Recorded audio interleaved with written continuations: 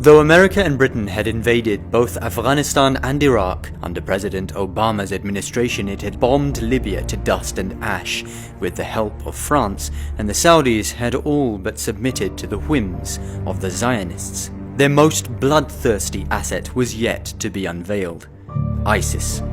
Like a plague, ISIS struck terror into the hearts and minds of the masses, spreading across Iraq and Syria, murdering countless men, women, and children from among the Sunni and Shia Muslims, as well as Christians, Jews, and others. 2014 would be a significant year in human history. In January, Abu Bakr al-Baghdadi had assumed command of ISIS, partnering up with Al-Qaeda, and they overran the city of Fallujah in Iraq's western province.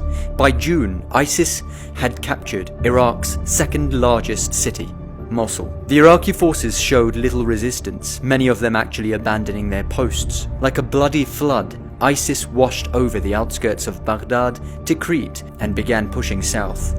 It was at this time that ISIS officially took upon itself the name Islamic State and declared the establishment of a self-proclaimed caliphate in the territories it had claimed in Iraq and Syria. It must be stated that there is nothing Islamic about this group, and there should be no doubts that the sole and main reason they donned this title was to tarnish the reputation of statehood under Islamic rule, and to demonize the idea of a caliphate in the eyes of the world. In reality, the only true Islamic state is that which will be established under the true caliphate of the Mahdi, Ajjalallahu Ta'ala Faraj al-Sharif, and it will be a state of unparalleled beauty, of firmly established justice, spiritual freedom, humanity, and brotherhood. It was ISIS that played a key role in reversing the perception of this true and ideal establishment of the future, to the extent where even the phrase Islamic State has become synonymous in the minds of the masses with bloodshed, evil, pain, and suffering. And now ISIS was spreading bloodshed across the Levant, while the world looked on with no one to stand against them.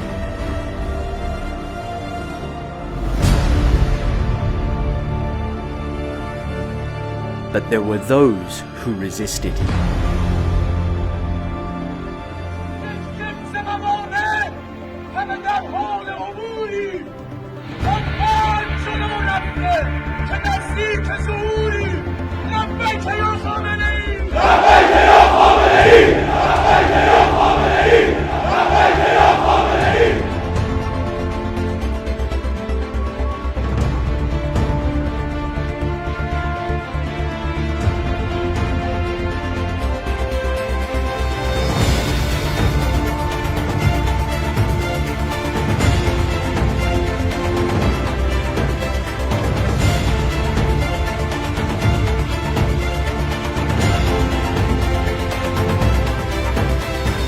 In June 2014, Ayatollah Sistani issued a fatwa calling for citizens to defend the country, its people, the honor of its citizens, and its sacred places. The citizens understood that it was wajib, compulsory upon them to resist against this blatant tyranny. Thus was the Hashd al-Sha'bi, the popular resistance of Iraq, formed. One of the commanders of this courageous and loyal faction was none other than Abu Mahdi al-Muhandis. In that same year, it was General Qasim Soleimani who was in the city of Amirli to work with the Iraqi forces and to push back ISIS militants. Amirli would become the first known town to successfully withstand an ISIS invasion. This victory against ISIS would send ripples of hope across Iraq. ISIS could be defeated. But ISIS had a powerful ally. It was during his operations in Iraq that General Qasim Soleimani uncovered the dark and shocking truth about the USA's deep collaboration with ISIS forces. It was Hossein Amir Abdullahian, the former deputy foreign minister, who would reveal, "When I was at the foreign ministry, I had a meeting with General Soleimani. He gave me documents and told me to slap them in the face of the West and the UN. General Soleimani had urged the foreign minister that when it came to negotiations with the USA to put the documents on the table and tell the Americans, this is what you are.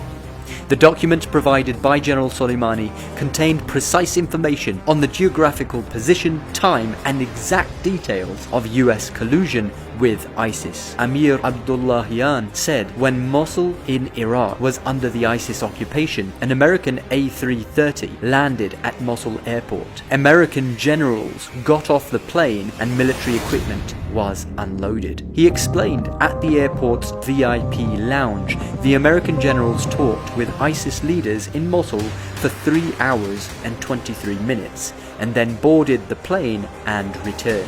What did they, the Americans, bring for ISIS? Weapons and equipment it needed and that they had already agreed on. Elsewhere, 3 American helicopters landed and delivered military equipment to senior ISIS terrorists. According to the official, when ISIS commanders were arrested in recent months, Americans resorted to different security and military techniques or to the UN to have most of the ISIS leaders evacuated under the pretext that people were under siege and there was need for a ceasefire.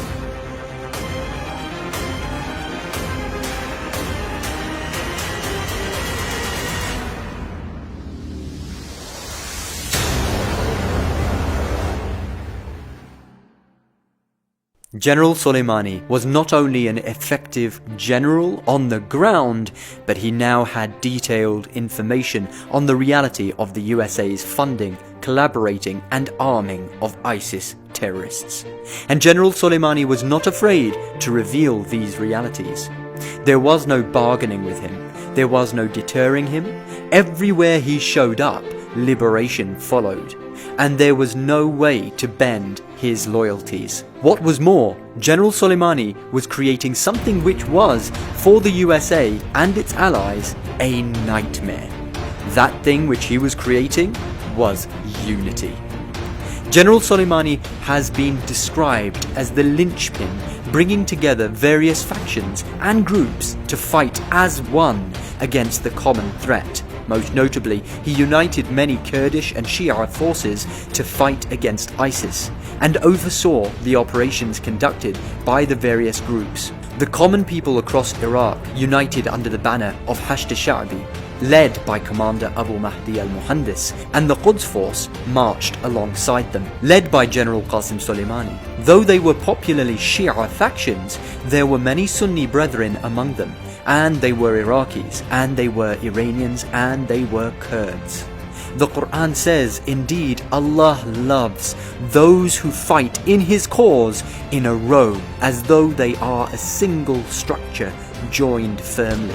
Together, the united allied factions hunted down the ISIS mercenaries, bombed them, shot them down, and captured them. They ambushed them. They set up traps and cornered them. The ISIS fighters, who had shown themselves to be the terror of the world, now revealed themselves for what they really were: cowardly, paid mercenaries and puppets of the great Satan, America. In the operation to liberate Jurf al-Sakhar, General Soleimani was reportedly present on the battlefield, and he had been described as fearless. Even on the front lines, he did not wear a flak jacket. It seemed that General Soleimani was waiting to rejoin his allies who had fallen before him throughout the years of warfare he had witnessed. ما در روایت داریم که از قول امیرالمؤمنین می‌فرمایند ما هر وقت مشکلی پیدا می‌کردیم به سختی‌ها بر ما وارد می‌شد و طاقتمون در سختی‌ها از دست می‌رفت، به پیغمبر پناه می‌بردیم. من جمله‌ای که می‌خواهم در خدمت شما مردم در محضر شهدا عرض بکنم اینه که ما هر وقت در سختی‌های جنگ فشارها بر ما حادث می‌شد، وقتی که به صورت بسیار مضطری هیچ کاری ازمون بر نمی آمد، پناهگاهی جز زهرا نداشتیم و ما هم پناهگاهمون زهرا بود. It was through these years of hard fighting against the known enemies of Islam and Muslims that the bond of wilaya and brotherhood grew between General Qasim Soleimani and Abu Mahdi al-Muhandis. بین ایرانی‌ها کیو بیشتر دوست دارید؟ آقا فقط ایرانی نیست، یعنی مال همه. غیر از ولی فقیه. قشقاس. چرا؟ چرا نمیدونم. خیلی چیز هست. 1% توفیق پیدا میکنن علالعقل زنده باشن. ما دعا برای همون بگیم خدا برای همیشه زنده نگه دار. بسم الله الرحمن الرحیم. ولا تحسبن الذین فی سبیل الله امواتا بل احیاء چیه؟ امام فرمودن ما از درک این مقام عاجزیم. بزرگ ولی ما از درک این مقام عاجزیم. همین بس که اونها عند ربهم یرزقون. رابطتون باش چجوریه؟ رابطه سرباز حاج قاسم؟ سرباز حاج قاسم افتخار.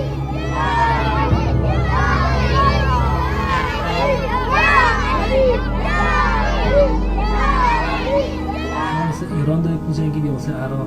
برای ایران و عراق و اسلام هیچ مشکل نداره. ایران ام القرای ماست. فکر بکنید که دیگه بسه، دیگه جهاد دیگه نمیخواد، سن من گذشت. نه چون فکر نیستم. اونم چرا؟ راحتم تو جهاد، تفریح هم تو جهادم. سیاحت امتی جهاد رسول الله میگه. اون سیاحت گردشگری امت من رسول الله میگه اون جهاد. تا حال شده از چیزی بترسید؟ بله، از خبرنگارا، از شما. غیر از ماها. غیر از ما، از خانم. ما ملت شهادتیم. ما ملت امام حسینیم. ما ملت امام حسینیم.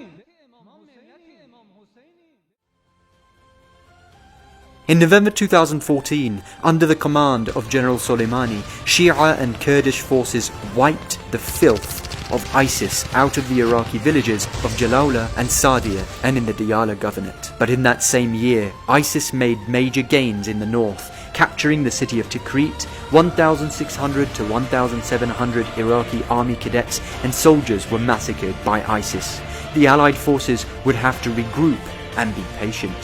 In 2015, with months of careful and diligent preparation and intelligence, General Soleimani organized the crucial operation in taking back the city of Tikrit. Everywhere, ISIS mercenaries were hunted down like dogs and destroyed. The encampments were taken over, their strongholds broken, and they ran as fast as they could to escape the wrath of General Qasim Soleimani and Commander Abu Mahdi al-Muhannis. Some have even reported that ISIS were caught fleeing while wearing women's clothing. The Quran says, "And fight in the way of Allah those who fight against you, and do not exceed the limits. Surely Allah does not love those who exceed the limits, and kill them wherever you find them, and drive them out from whence they drove you out, and fitna is worse than killing." In 2017, General Soleimani sent a letter to the leader, Imam Khamenei, signaling the end of the territorial rule of ISIS. Funded by America, this bloodthirsty and merciless group had murdered, displaced, injured and destroyed the lives of millions upon millions of Muslims across West Asia and human beings everywhere. And now, after years of massacres and violence, they had been defeated. The USA would go on to claim that they killed Abu Bakr al-Baghdadi, the leader of ISIS. But the world had seen the realities and was beginning to see through the lies. America wished to punish the free people for their audacious stand against their tyranny. They knew that this man had put all of his life's efforts into stopping the oppressors and standing against the forces of tyranny.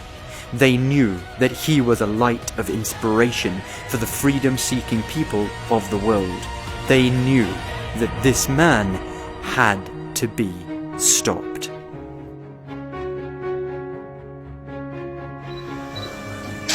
خدای متعال می‌فرماید که ان الله اشتری من المؤمنین انفسهم و اموالهم بأن لهم الجنة. اونی که در برابر مجاهدت در راه خدا وجود داره و تقدیم کردن و روی دست گرفتن جان در مقابل این قرار شده، او بهشته.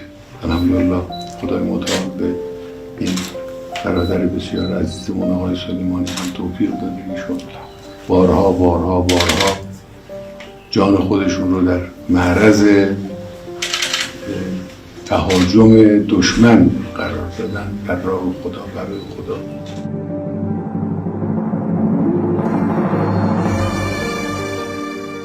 انشالله خدای متعال به ایشون اجر بده و تفضل کنه و زندگی ایشون رو با سعادت و عاقبت ایشون رو با شهادت قرار بده.